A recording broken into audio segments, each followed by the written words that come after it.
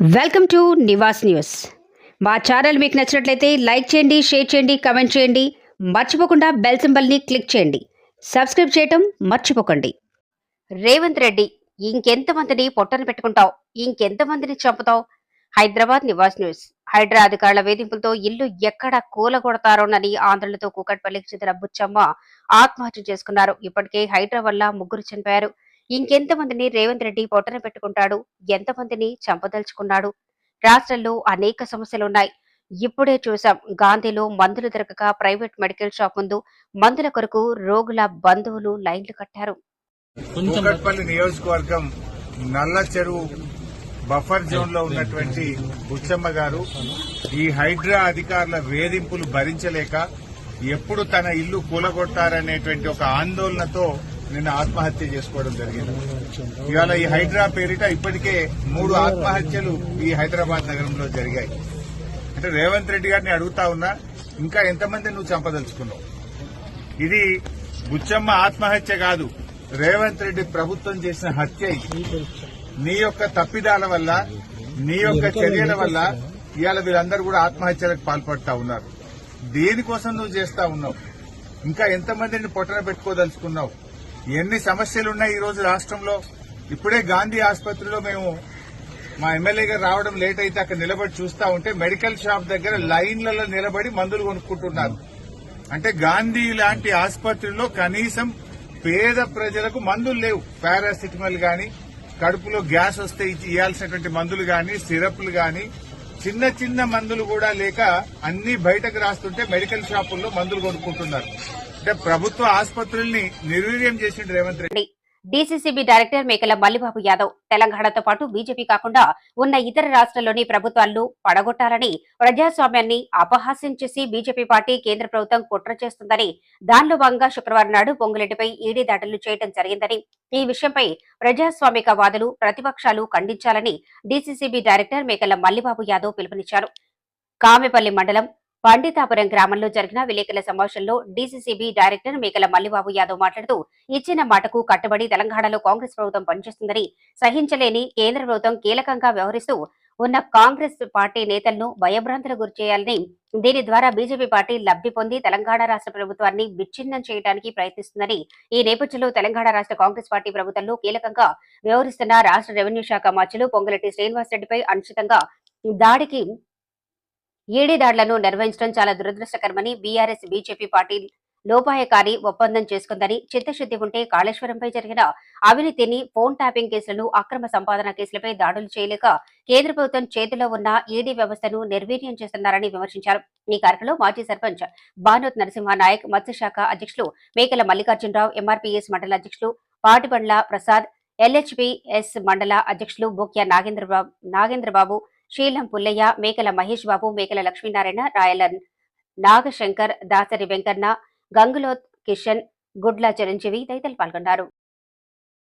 లక్ష్మణ్ బాపూజీ జయంతి వేడుకలకు హాజరైన మంత్రి సీతక్క. హైదరాబాద్ నివాస్ న్యూస్. పోరాట యోధుడు, పదవులను తృణప్రాయంగా వదిలేసిన వ్యక్తి కొండా లక్ష్మణ్ బాపూజీ జయంతి సందర్భంగా వారికి నివాళులు. పుట్టడం, మరణానికి మధ్య ఏ లక్ష్యం కోసం, ఆశయం కోసం పనిచేశారో అదే ముఖ్యం.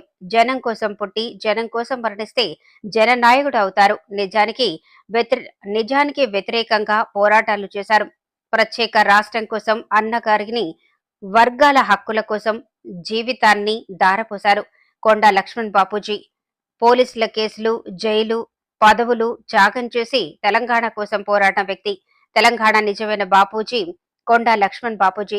దేశం కోసం మహనీయులు గాంధీజీ సిద్ధాంతాలు మార్గంగా ఎంచుకుని పోరాడారు. ఎమ్మెల్యే, మంత్రి, డిప్యూటీ స్పీకర్ గా ఎన్నో పదవులు చేశారు. అణగారిన వర్గాల గొంతుక, బడుగు బలహీన వర్గాల కోసం పోరాడిన మహనీయులు కొండా లక్ష్మణ్ బాపూజీ. వారి జయంతి అధికారికంగా నిర్వహించుకుంటున్నాం. భవిష్యత్తులో కూడా ఇదే రకంగా ప్రముఖుల జయంతి వేడుకలను నిర్వహించుకుందాం.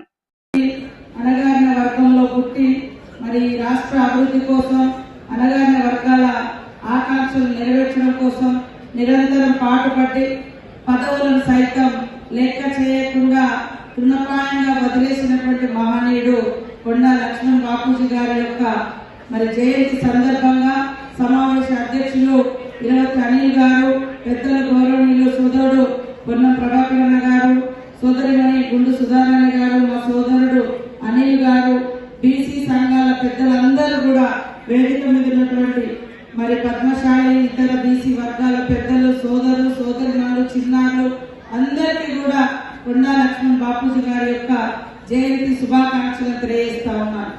ప్రతి పుట్టడం అనేది కామం, గిట్టడం కూడా కామం.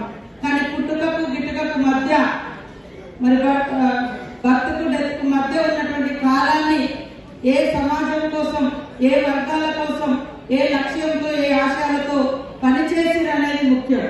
అలా ఒక ప్రత్యేకమైనటువంటి వ్యక్తులకే ఇలా మనం జయంతులు, వర్ధంతులు, వారి మరణాంతం కూడా జరుపుకుంటాం. ఇందాక మరి శ్రీనివాస్ గౌడ్ గారు అన్నట్టుగా ఎవరి కోసం పుట్టినాము, జనం కోసం పుడితే జనం కోసం పనిచేస్తే జనంలో ఉంటావు, నీ కోసం చేసుకుంటే నీలోనే ఉండిపోతావు. కాబట్టి లక్ష్మణ్ గారి మన కొండ లక్ష్మణ్ బాపూజీ గారి యొక్క రూపురేఖలు కానీ, ఆయన పోరాట స్ఫూర్తి కానీ చూస్తే మరి పుట్టి పెరిగిందేమో కొమరంభీం జిల్లా, దట్టమైనటువంటి అటవీ ప్రాంతం, వాంగుడి, ఆసిఫాబాద్ జిల్లా.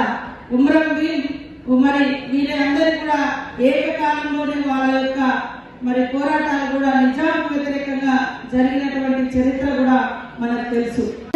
పురస్కారం హైదరాబాద్ నివాస్ న్యూస్. మెగాస్టార్ చిరంజీవికి అరుదైన గౌరవం దక్కింది. ఆయనకు IIFA Indian film academy awards 2024 అత్యుత్తమ అచీవ్మెంట్ అవార్డు దక్కింది. దుబాయ్లో జరుగుతున్న ఐఐఎఫ్ఏ కార్యక్రమంలో ఈ అవార్డును ప్రముఖ హిందీ రైటర్ జావేద్ అఖ్తర్ చిరంజీవికి అందించారు.